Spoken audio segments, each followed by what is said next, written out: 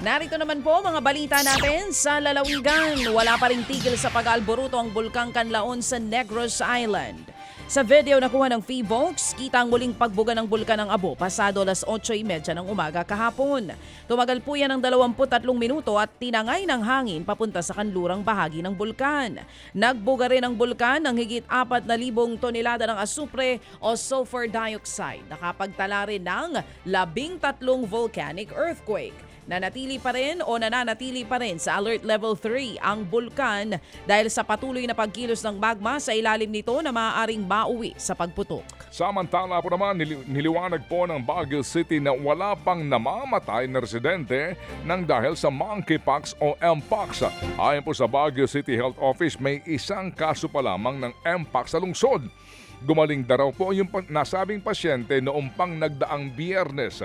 May isang inilibing daw sa lungsod na infected ng mpox pero ito raw po yung residente ng Maynila at matagal na pong hindi nakatira sa Baguio.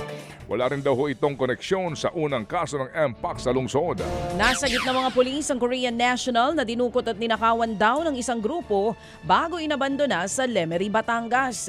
Nakagapos at blindfold pa daw ang dayuhang biktima ng matagpuan ng mga otoridad. Base nga sa investigasyon, una munang nagpanggap ang isang suspect na bibilhin ng luxury SUV ng biktima.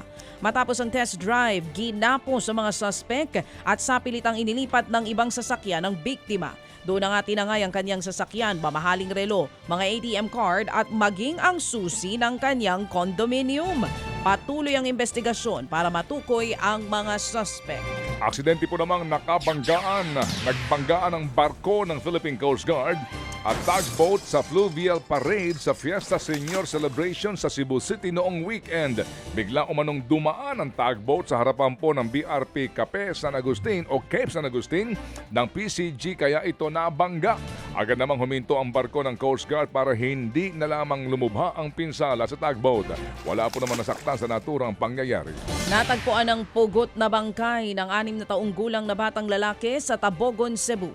Bago niyan, Huwebes po noong nakaraang linggo nang unang napaulat na nawawala ang biktima. Bahagya ng naaagnas ang katawan at nakilala lamang dahil sa suot na damit.